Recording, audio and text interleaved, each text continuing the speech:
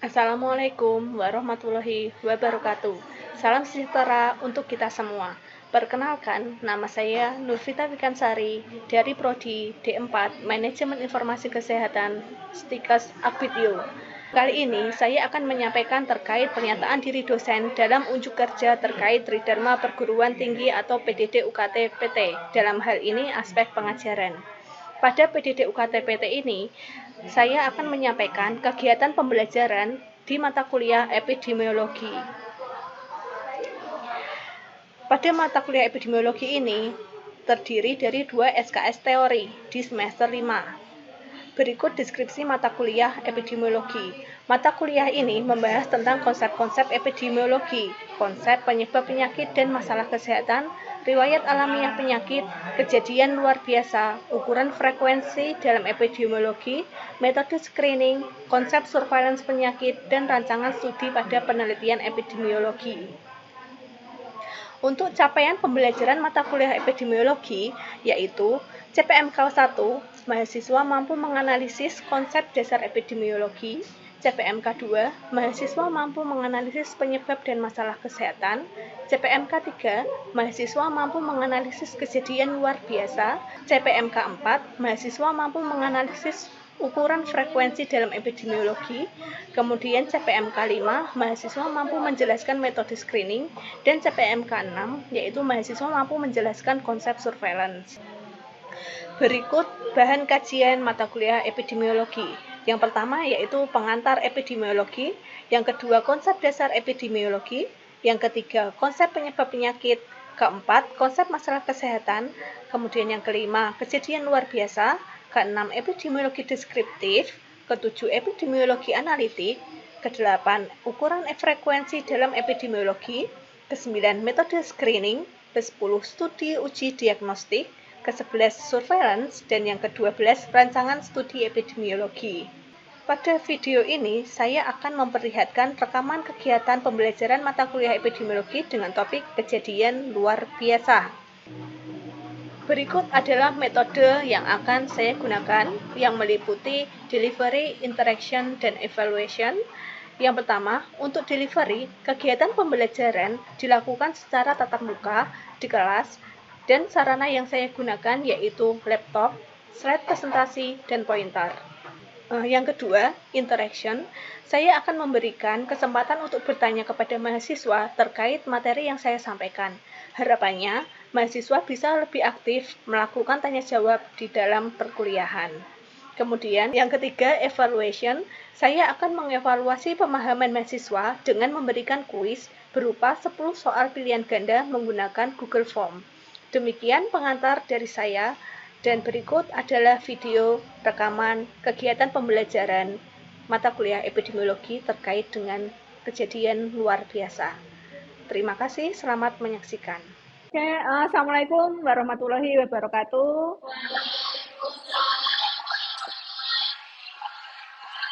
Ya, selamat siang teman-teman semua. Ya, semoga kita sehat semua ya.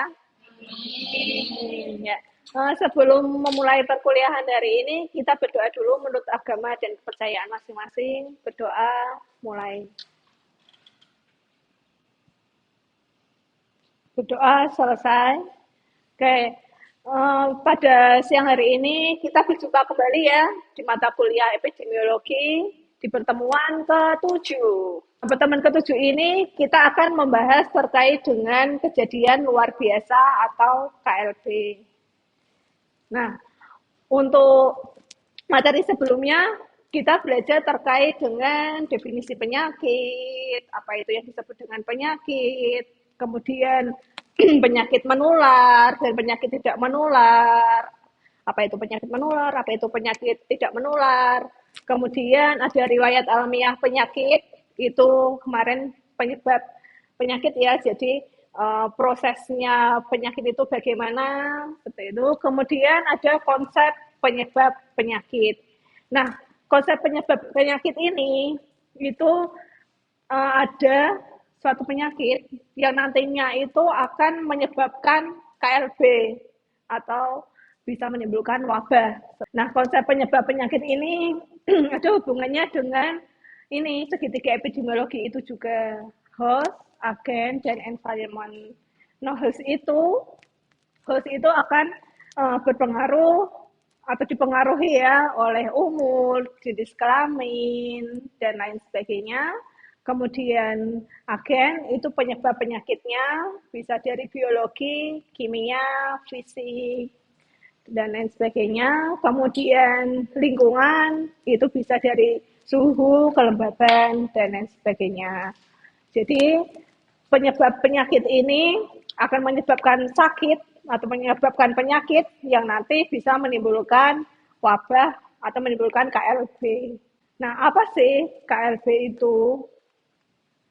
Nah, nanti kita belajar terkait dengan KLB pada siang hari ini, di mana capaian pembelajarannya yaitu mahasiswa mampu menjelaskan definisi KLB, kemudian mahasiswa mampu menjelaskan upaya penanggulangan KLB, dan mahasiswa mampu menganalisis investigasi KLB. Nah, ini contoh nih, ada contoh kasus di mana di Kulon Progo itu ditemukan kasus antraks. Nah, ini di sana ditemukan kasus antraks di Kulon Progo. Nah, kemudian Pemda DIY menetapkan daerah tersebut menjadi KLB antraks. Pernah dengar nggak kasus antraks ini? Belum ya? Kalau ini sudah kan? Baru kemarin kan? Nah, ya. Jadi ini cacar monyet itu kan kemarin heboh nih. Nah, ini belum ada di Indonesia. Nah, ini kemudian ada satu kasus dinyatakan sebagai KLB. Nah, apa saja sih yang kok bisa ditetapkan sebagai KLB? Nah, nanti kita pelajari gitu. Jadi nggak asing ya sama cacar monyet ini. Nah, oke. Nah, apa sih KLB atau kejadian luar biasa itu? Nah, itu kejadian luar biasa adalah timbulnya atau meningkatnya kejadian kesakitan dan atau kematian yang bermakna secara epidemiologi gitu pada suatu daerah dalam kurun waktu tertentu dan merupakan keadaan yang dapat menjurus ke terjadinya wabah itu. Nah, apa sih wabah itu sendiri? Wabah adalah kejadian berjangkitnya suatu penyakit menular dalam masyarakat yang jumlah penderitanya itu meningkat secara nyata yang melebihi dari keadaan yang lazim gitu. Itu menurut Permenkes RI nomor 82 tahun 2014 tentang penanggulangan penyakit menular. Nah, jadi sudah tahu belum perbedaan KLB dengan wabah apa perbedaannya? Ya, Mbak Sofi. Izin menjawab yaitu untuk perbedaan kejadian luar biasa dengan wabah itu kalau wabah lebih luas sama untuk kejadiannya itu lebih banyak. Ya, benar sekali. Jadi kalau wabah itu dia intinya itu lebih luas ya, lebih luas dan lebih banyak kasusnya dibandingkan dengan KLB. Jadi KLB itu apa ya, seperti kasus yang akan muncul menjadi wabah kayak gitu. Jadi itulah pentingnya kita belajar KLB agar tidak terjadi wabah yang lebih besar lagi. Kita harus menanggulangi wabah dulu sebelum munculnya KLB gitu. Lanjut ya. Itu ada yang namanya epidemic or outbreak ya. Epidemic atau outbreak, kemudian ada pandemi dan ada endemik.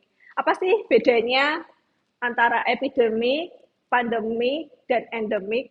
Ada yang tahu enggak? Ya, Mbak Sofi lagi. Nah, yang saya tahu epidemi itu menentang pada suatu wilayah, misalnya penyakit malaria. Itu apa? Epidemi.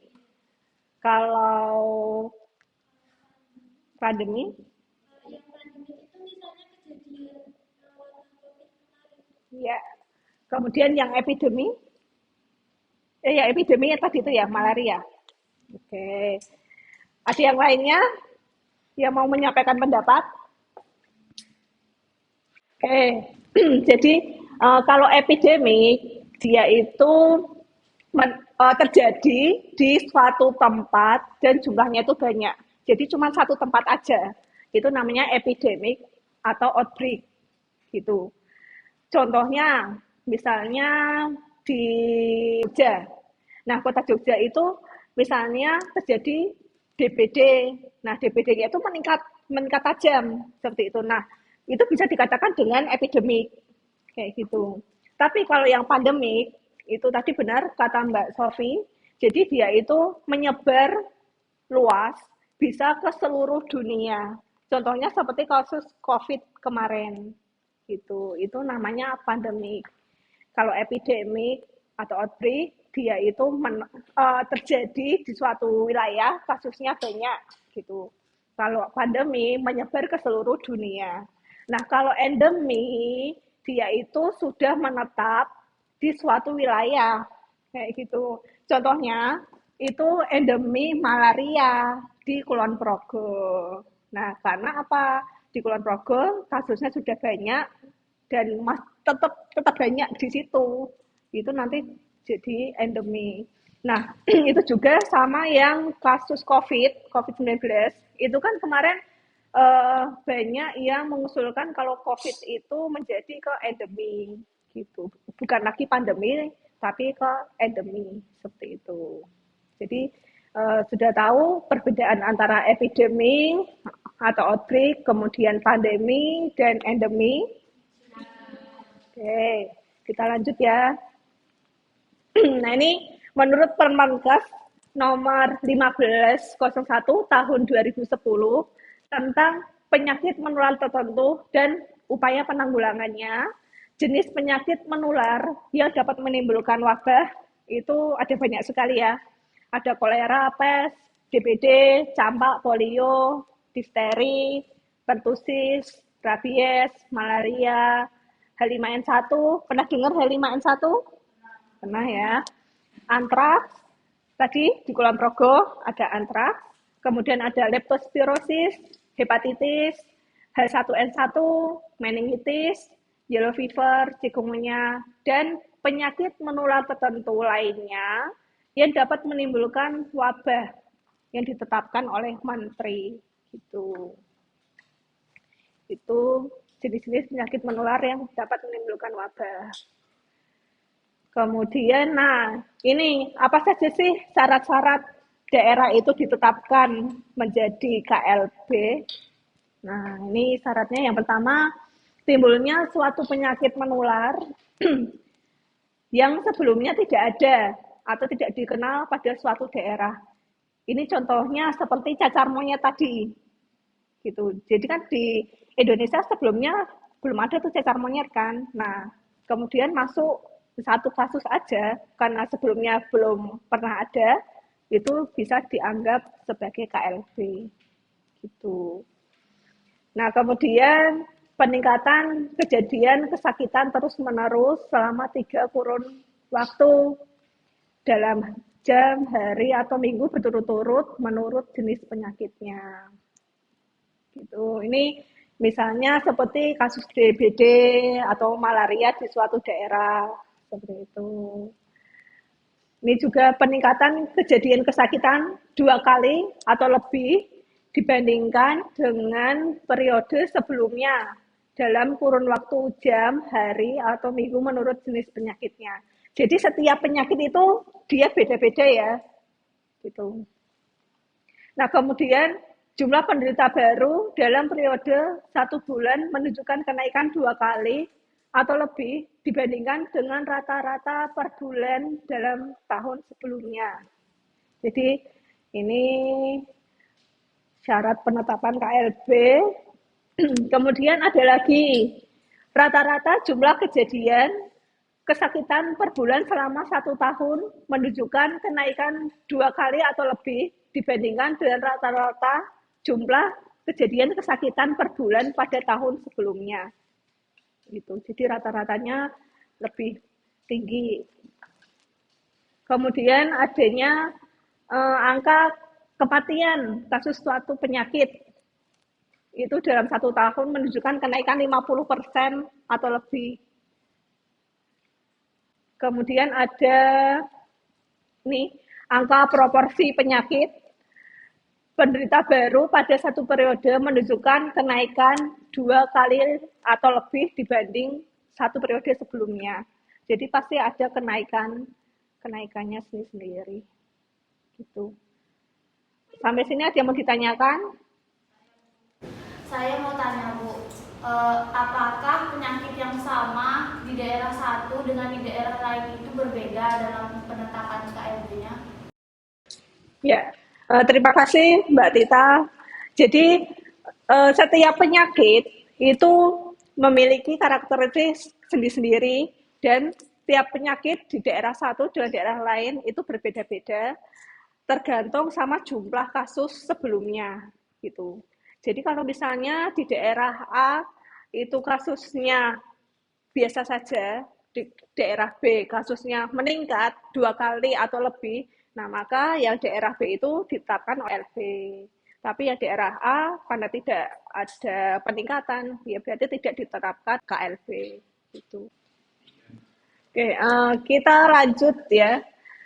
Nah, kalau misalnya di daerah tersebut sudah terjadi KLB nih, nah, jadi kan kita harus menanggulanginya secepat mungkin biar nggak terjadi lebih banyak lagi gitu. Nah, ini ada upaya-upaya penanggulangan KLB.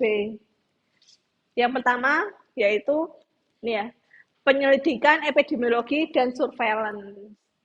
Nah, nanti kita akan membahas lebih jauh terkait dengan penyelidikan epidemiologi dan surveillance ini. Nanti ada kaitannya dengan peran teman-teman ketika bekerja di puskesmas atau di fasilitas lainnya seperti itu. Nanti di sini peran MIK atau mereka medis ya. Kemudian terkait dengan penata laksanaan penderita.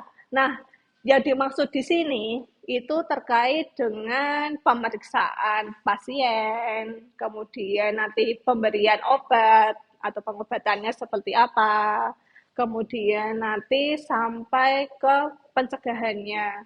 Nanti pencegahannya itu terkait dengan pengobatan dini, kemudian adanya isolasi, karantina, seperti itu. Itu nanti terkait dengan penata laksanaan penderita. Kemudian pencegahan dan pengebalan. Yang dimaksud pencegahan di sini itu terkait dengan status gizi. Jadi harus makan makanan yang bergizi, seperti itu. Kemudian pengebalan itu terkait dengan vaksinasi atau imunisasi. Jadi nanti di pencegahan dan pengebalan ini terkait dengan status imun dalam tubuh manusia, gitu ya. Kemudian ini pemusnahan penyebab penyakit. Pemusnahan penyebab penyakit ini seperti pemusnahan terhadap hewan yang menyebabkan H5N1 misalnya. Atau penyebab antraks. Antraks itu kan disebabkan oleh sapi misalnya. Nah, nanti sapi-sapi yang penyebab antraks itu nanti dimusnahkan. Dengan cara apa? Nanti bisa dikubur, seperti itu. Atau dibakar. Kalau yang H5N1 atau flu burung, itu biasanya kan dibakar. Hewan-hewan seperti burung, unggas, gitu kan. Pernah dengar? Pernah ya? Nah, itu terkait dengan pemusnahan penyebab penyakit. Itu. Nah, kemudian ada penanganan jenazah. Penanganan jenazah ini seperti contohnya COVID kemarin. Nah, jenazah-jenazah yang sudah ditutup, sudah disterilisasi, itu kan sudah nggak boleh dibuka lagi. Nah, itu salah satu upaya penanggulangan KLB terkait dengan penanganan jenazah. Contohnya itu. Kemudian ada penyuluhan kepada masyarakat. Nah, ini karena sekarang sudah banyak media sosial ya, jadi bisa melalui media sosial, Instagram, Facebook, dan lain sebagainya.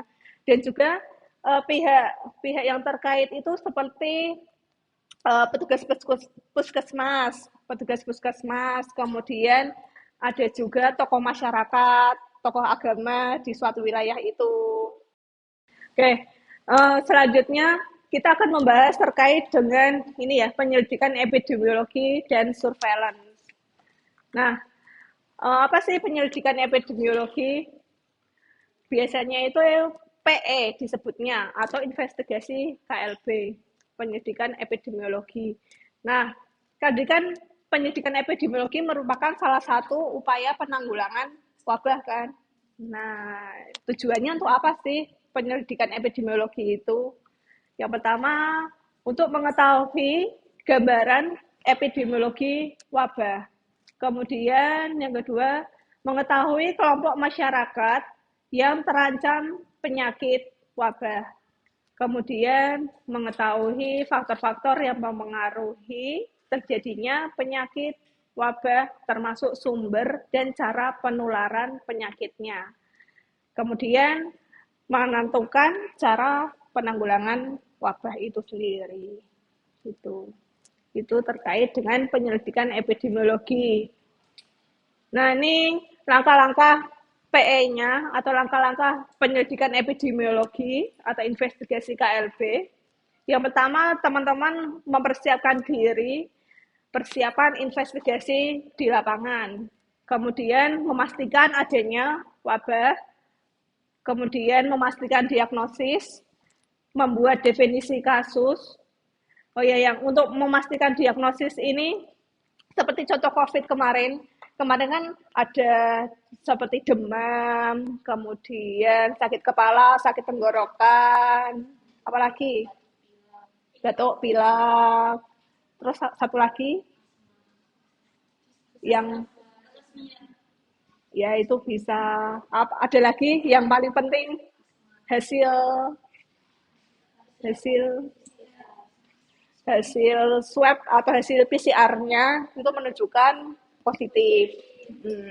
Itu nanti masuk ke diagnosis dan ini definisi kasus. Jadi nanti di definisi kasus ini dijelaskan tuh apa saja sih yang bisa menjadikan kasus COVID itu gitu. Nah, kalau sudah tahu definisi kasusnya, baru kita menghitung kasusnya berapa gitu. Nanti setelah menghitung kasus, kita buat epidemiologi deskriptif. Itu nanti terkait dengan orang, tempat, dan waktu. Nah, orang ini itu contohnya seperti berapa sih jumlah perempuan dan laki-lakinya, rentang usianya itu berapa saja gitu. Kemudian yang tempatnya itu di mana saja yang terkena kasus KLB itu gitu. Kemudian waktunya berapa lama, jangka waktunya itu di minggu keberapa saja, kayak gitu. Itu terkait dengan epidemiologi deskriptif. Kemudian membuat hipotesis. Setelah membuat hipotesis, kemudian menilai hipotesis. Ini nanti biasanya pakai case control ataupun penelitian cohort. Kemudian ada perbaiki hipotesis. Nanti kalau misalnya hipotesisnya jelek, misalnya atau hipotesisnya ada yang kurang, maka akan dilakukan penelitian tambahan. Nah, kemudian setelah memperbaiki hipotesis, kemudian melaksanakan pengendalian dan pencegahannya. Setelah itu barulah kita membuat laporan KLB. Itu. Nah, ini ada contoh formulir PE. Nah, ini teman-teman, di sini ada nama, kemudian ada alamat, dan nanti di sini ada diagnosisnya apa saja.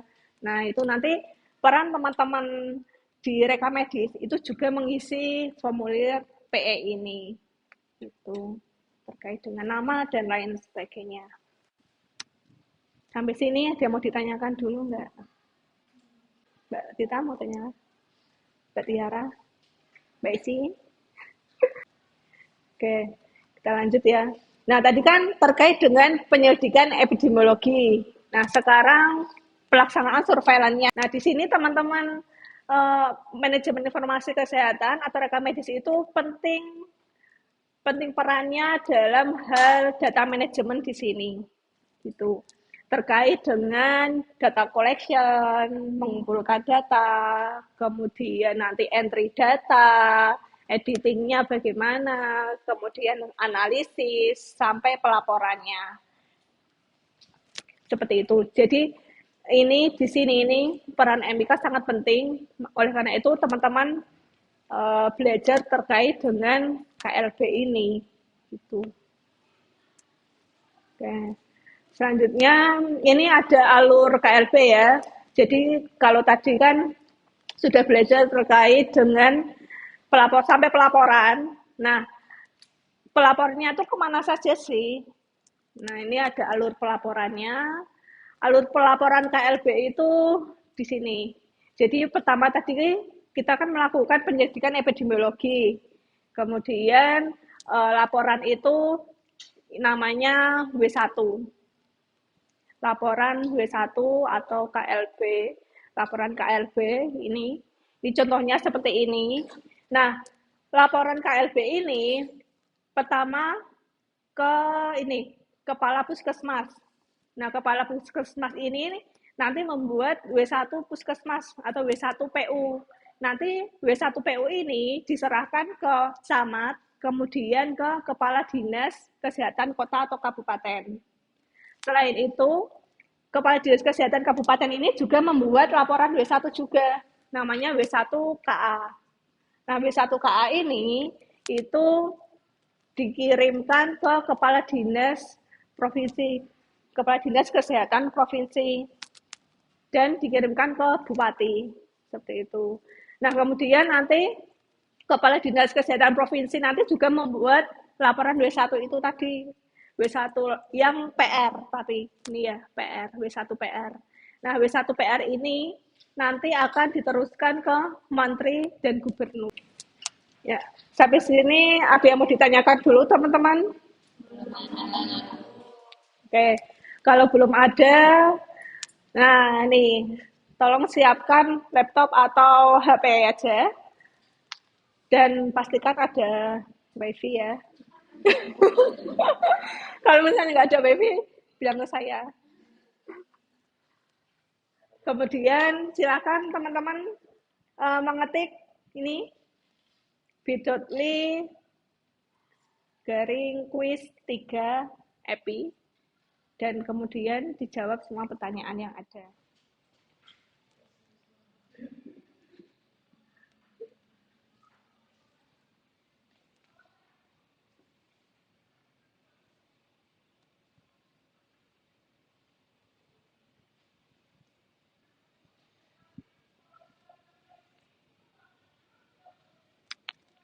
Oke, dari sini sudah ada 20 respon ya teman-teman. Kita lihat nilainya bagaimana.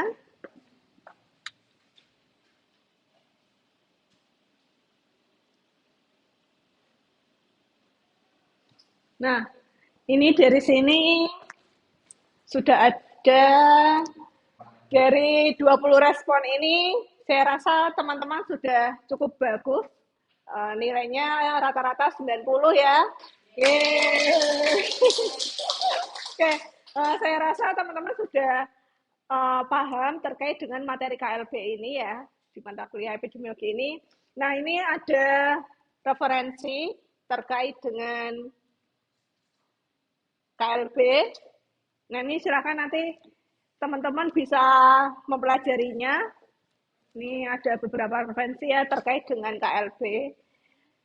Ini nanti materinya akan saya bagikan ke teman-teman. Jadi silakan nanti teman-teman bisa mempelajarinya sendiri. Nah, saya rasa untuk pertemuan hari ini sudah cukup terkait dengan KLB ya. Mohon maaf kalau misalnya ada yang kurang berkenan. Terima kasih teman-teman semua. Sampai bertemu di pertemuan selanjutnya. Assalamualaikum warahmatullahi wabarakatuh.